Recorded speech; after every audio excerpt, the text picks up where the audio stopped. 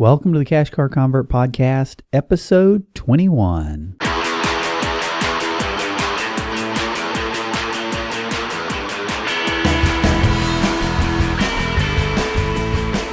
You're listening to the Cash Car Convert Podcast with James Kinson. Hello and welcome to another episode of the Cash Car Convert Podcast. My name is James Kinson and I am the Cash Car Convert. This is the podcast where cash cars are cool and auto debt is dangerous to your financial future. On today's episode, I'm going to give you my 7 tips for selling your car fast. I think that's for those of you who are looking to move into another vehicle and you want to get top dollar for the vehicle that you're selling now. I think these tips will be very beneficial, and I think they'll help you move your car more quickly and get a better price for it. Now, if you've been listening to my podcast for a while, you'll understand the quality used car buying process pretty thoroughly.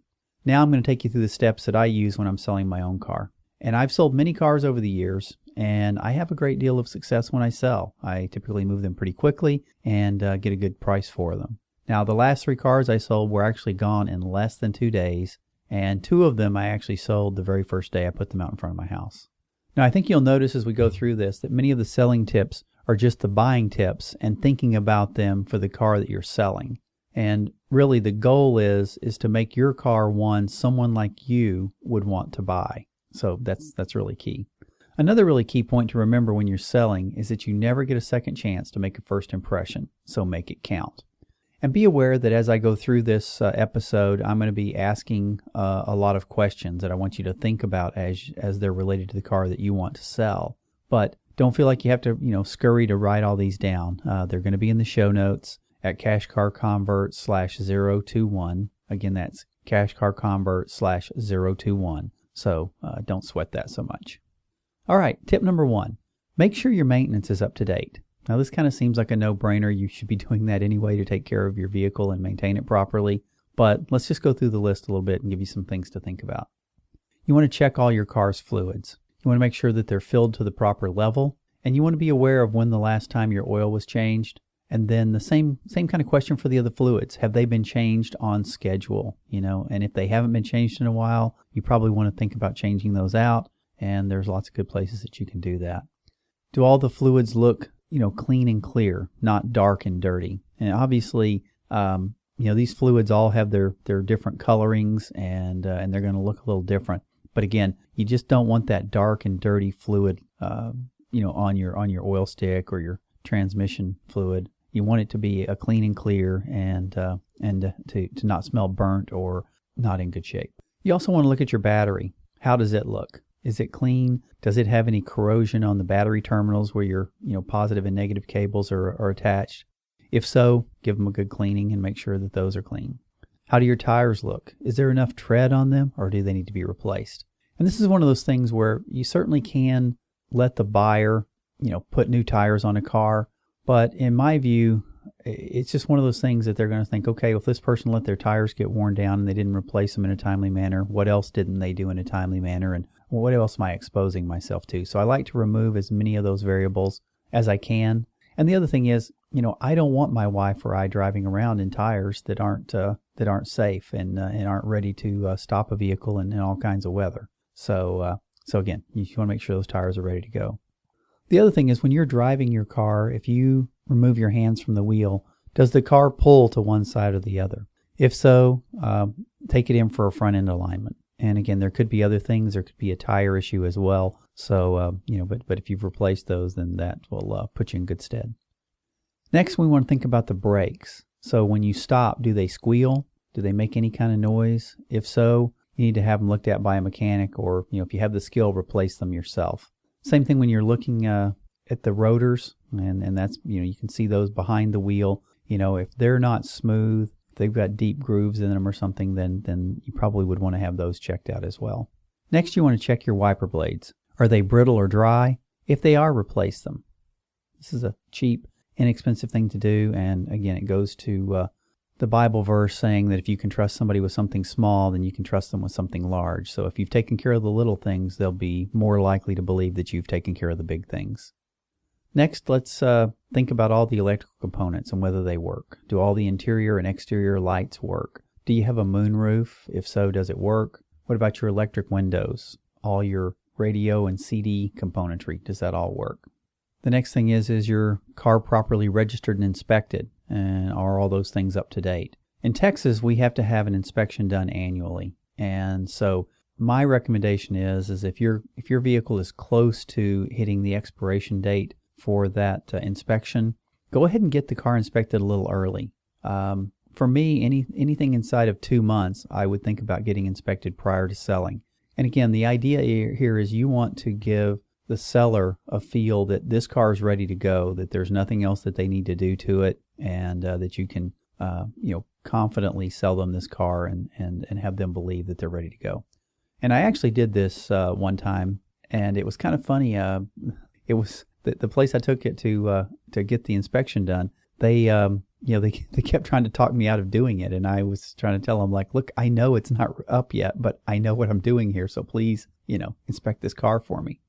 So that's one I highly recommend. And again, when I've gone to see a vehicle and I don't see the inspection current or that it's about to expire, always in the back of my mind, I'm wondering, okay, does this person know that this car's got an issue that's going to cause it to fail inspection? And is it going to be an expensive fix? And you can remove all of that doubt by spending, at least in Texas, I think it's something like $35 to get an inspection done. All right, we're on to number 2. Go through your car's interior and under the seat.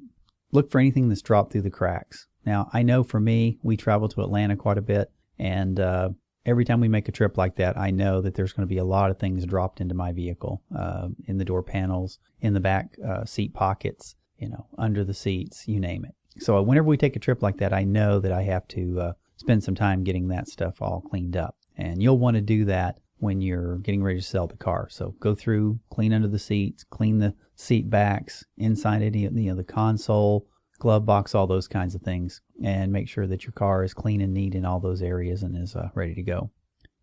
As you're checking the console and glove box, make sure you get everything out of there. Don't leave anything in there that's unnecessary. Anything that you don't want to sell with the car, and anything that's going to make any kind of a detraction from it being a clean and neat vehicle. The only thing that should really be in the glove box at this point is the owner's manual, and if your state requires that your insurance, proof of insurance be in there, well, then make sure that's in there as well. I will also go through all the radio stations that are set and make sure that all the stations are set to something that's going to be non-offensive to the most people who might come and drive the vehicle. I want to make sure that anybody who is listening to the radio doesn't find something that's a little off-putting to them that may call into question the person selling the car. So, that's a little bit of a tough thing to do. But again, just more generic stations and nothing too extreme one way or the other. The other thing I'm going to do is I'm going to vacuum, the floorboards, the seats. I'm going to clean the floor mats also, make sure that they're nice, neat, and clean. So once you've gotten all the trash out, you've got all the floorboards clean, now you can start to clean the interior components. And to me, this is a lot more than just throwing some Armor All on the dash. So I start by getting all the dust off the door panels and console, check the air conditioning vents as well, get those all clean and neat. Now you're ready to move on to the interior windows. And this is really important because I think when people are looking out the vehicle's windows, if they're clean and neat, then that really makes a good impression. So it's a little thing, but really all of these are kind of little things, but they add up to make a big impression. All right, now you're ready to go back over the dash with a light coat of Armor All or some equivalent type product.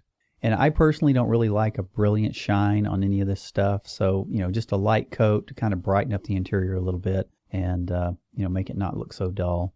And if you have leather seats, make sure that you use some leather cleaner and some leather conditioner to freshen up the leather. Hopefully you've been doing that all along, but if not, make sure that you do it now and get them looking as good as you can.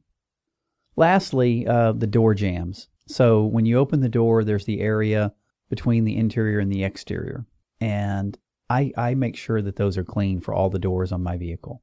And I think this makes a huge impression difference because a lot of times those areas get pretty dirty. And so people may wash the inside of their car, they may wash the outside of their car, get them all clean and neat, but then they overlook the door jambs. And so somebody opens a door and they see all this dirt crusted up on all the pieces in there. And, this is, and I'll tell you, this is a little bit of an extra step. but it really makes a big difference. And I think when the potential buyer opens the doors and sees nothing but a clean surface, it feels a lot more like a new car to them. And I think they'll appreciate, again, that you've taken care of the little things, and that means that they can trust you with the big things.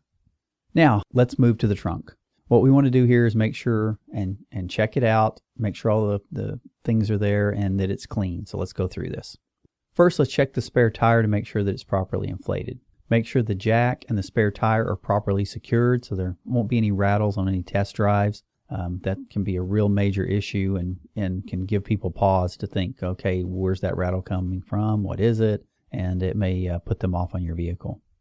Again, we want to declutter. So take everything out of the trunk that doesn't belong there and give the trunk a good vacuuming. Make sure you get it vacuumed out nice and neat. And, I probably shouldn't have to say this, but I'm going to say it anyway. Make sure all the componentry is there for the trunk. Don't have missing parts. If all the parts aren't there for your jack, make sure you get them there. Go to a wrecking yard and buy the pieces that are missing and fill that out. And again, it goes back to that. If you can trust somebody in the little things, you can trust them in the big things. So let's take care of all those little things. Lastly, let's clean the trunk lid's interior and around the lid and the body panels and the trunk's interior. And again, this is an area that's normally pretty dusty, like the door jambs, and a good cleaning will really create a better impression. So I think that's a really important step there, as I stated before. Now we're going to move to the exterior of the vehicle. And the exterior of your car will be the potential buyer's first impression. That's what they're going to see first. And so you want this exterior to be really sparkling. So the first thing I'm going to say is you want to start by removing all the bumper stickers or decals. No one who's coming to buy your car will care about your political views, your favorite brands, or your hobbies. Don't make them go through the trouble of removing. Take all those off yourself and create a much better first impression. Once that's done, wash and wax your car's exterior. And, I don't care if you do this yourself or if you have somebody else do it, but make sure it's a quality job. I will typically take my car to the car wash and give it a good hand washing there, and then I'll bring it home and give it a good wax job and make sure that it shines really, really well. Now, as I stated before, I like to see a light coating of dust and this on the engine. And I mentioned that when I was talking about looking at a car to buy. So, and this is all about making sure that the owner isn't covering something up. Now, most people don't think this way and will want to see a clean engine. So when you're washing your car, you will want to wash your engine and the engine compartment as well. Again, it's just most people don't think the way I do about that sort of thing, and they think clean and neat is the way to go. So, I think that's a good step to take there. On the exterior, any chrome that exists on the vehicle, make sure it sparkles. If you have to get some if you have to get some chrome cleaner to do that, please do. And again, make that sparkle. Next, we want to step and we clean the interior of the windows. Now we're going to clean the exterior of the windows. And again, this is all about creating that experience when they're sitting behind the wheel or looking into the vehicle from the outside, that they're looking through clean glass and that there's nothing there to give them pause to think about, how the vehicle's been maintained. Next, I'm going to recommend that we clean the wheels and tires thoroughly. And this is one of those things where I believe that the wheels and tires, they really get a good look from the potential buyer, because they're going to want to make sure that the tires have some tread on them, that there's no, undue wear on the sides, people hitting curbs, those sorts of things. Same thing with the wheels or hubcaps. They're going to look at those and, they don't want to see a lot of scratches there from people hitting curbs and those kinds of things. So they're going to give those a really good look. So you want to make sure that those things really shine. Again, if you have chrome wheels on there, make sure that they really sparkle. And this is a place where I actually do believe in using Armor All or something like it to make something shine. I think nice black shiny tires really will make a difference in the impression that people have about the vehicle when they're looking at it from the street. And lastly here, if the tires have any raised white letters, make sure that they're bright white. They have some special cleaners you can get to make this job a little easier, but make sure that those letters really stand out and that they shine. Again, it's all about creating that impression. You want somebody to feel like this is a new car when they walk up to it. Even if it isn't, you want to make it look that way as much as you can. Next, I'm going to recommend that you gather all your records. Now, if you don't have a file already created for the records and that you're not keeping them in one place, you'll want to do as much of this as you can. You want to pull as many of them together as you can. And when you do that, you're going to give the buyer a great deal of confidence when they see the car that it's been properly serviced. And one thing you can do, if you yourself haven't been keeping all your maintenance records, if you're going to some kind of a Jiffy Lube type place to get your oil changed and do those kinds of things, they can oftentimes pull a report off your vehicle and give that to you that'll show the maintenance that's been done there. So I think that's something that's worthwhile. If you yourself haven't been keeping those kinds of records, then that'll be helpful.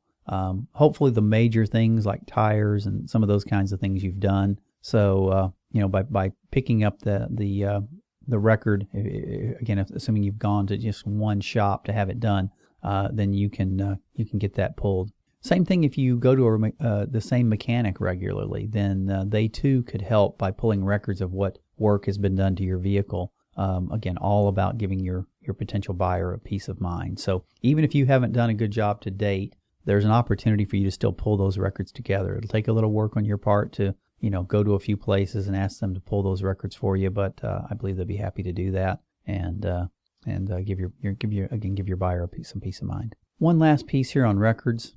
I think it's a really good idea to get a Carfax report and have it available to review, and to make sure that you let people know that when you speak to them or put it on your ad in Auto Trader or Craigslist or wherever you're going to list your vehicle.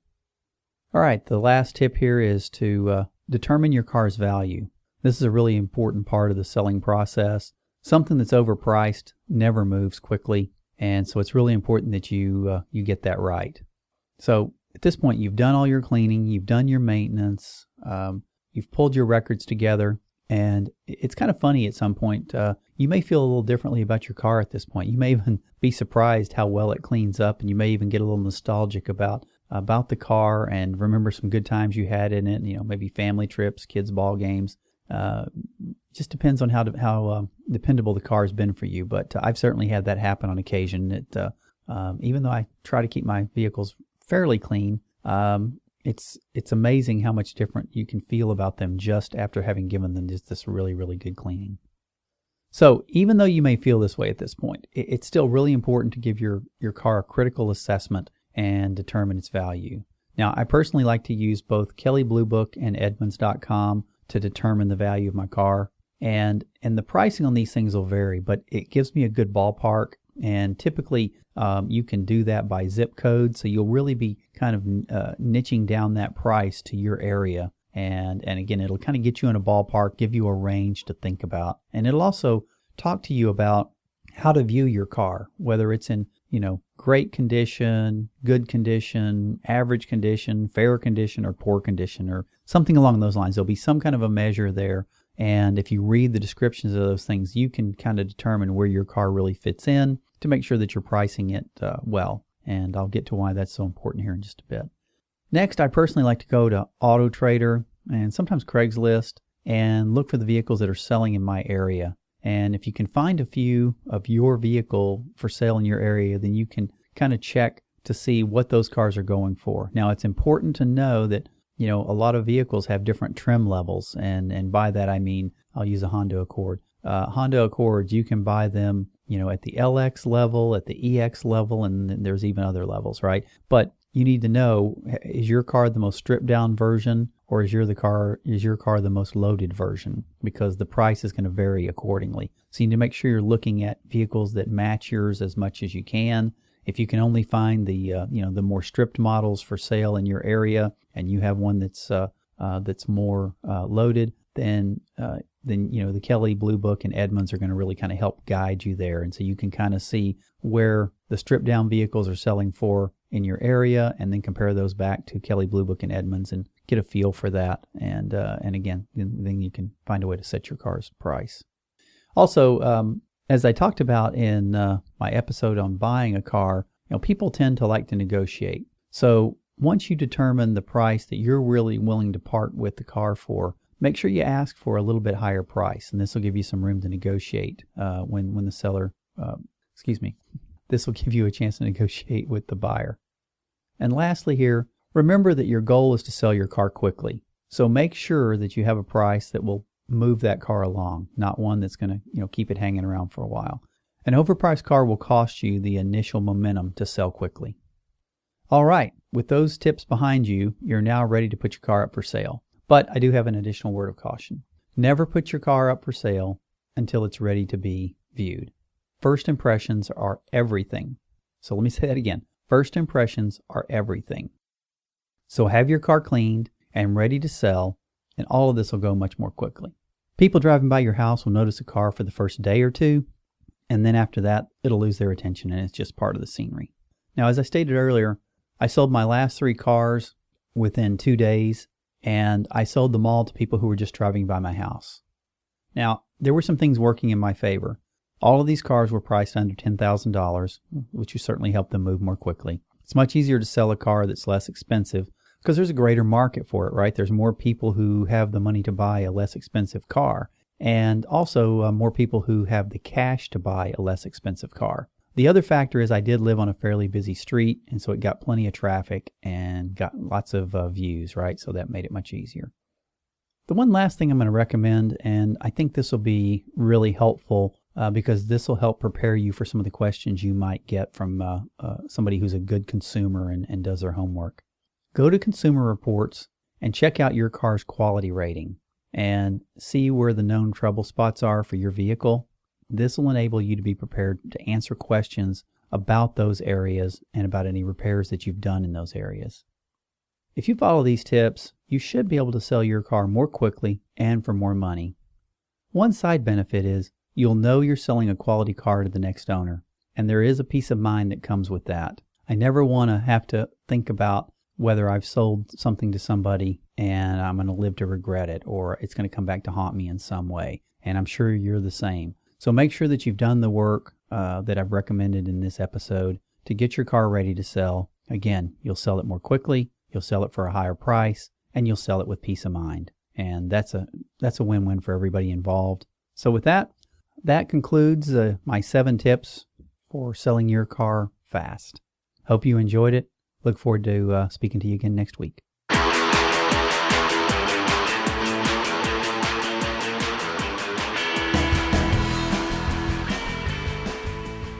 All right, well, that's another episode of the Cash Car Convert Down, and I hope this one will really help. I think this is an important episode. A lot of people haven't sold their own car, although I think even if you just trade a car in, you would want to do a lot of these things just to make sure that the people evaluating it are going to give you the most bang for the buck.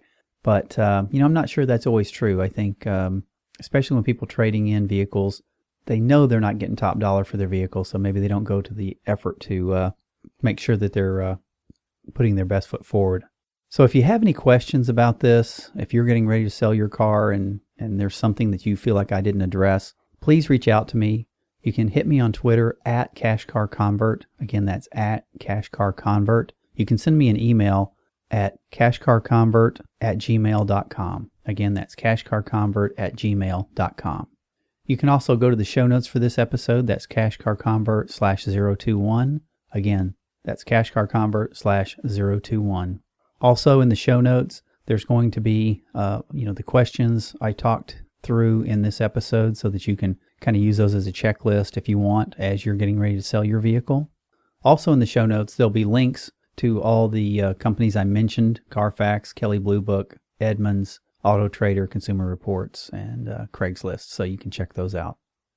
If you appreciated this episode and what I'm doing in general, you should consider going out to iTunes and subscribing to this podcast. I think it will help you with many things around the car buying process, as well as just the mindset around debt and auto debt in particular. So please go out and subscribe to the Cash Car Convert. And if you're on iTunes and you've subscribed, if you would please leave a rating and review. This really helps this podcast get noticed. Good, honest feedback also helps me make the show better. I've gotten some good feedback from some folks. I've had somebody even say that just listening to this podcast has saved them thousands of dollars as they didn't go through and buy a new car. So getting that kind of feedback is very gratifying, and I appreciate all of you out there. I'm starting to get that kind of feedback from some people talking about how this podcast has impacted them and changed their viewpoint about cars. So if you feel the same way, please go out there and give me a rating and review. That would be greatly appreciated. Lastly, here as I wrap, I just want to thank you for taking the time to listen. I know there's lots of podcasts out there. There's lots of people talking, lots of people you could listen to. And I appreciate you taking the time to spend roughly 30 minutes with me once a week and letting me give you my thoughts and my experience around cars and bring other guests on who've had different life experiences that hopefully will inspire you to rethink your own life. So with that, I just want to let you know I appreciate every one of you out there. Thank you so much for listening, and have a great week.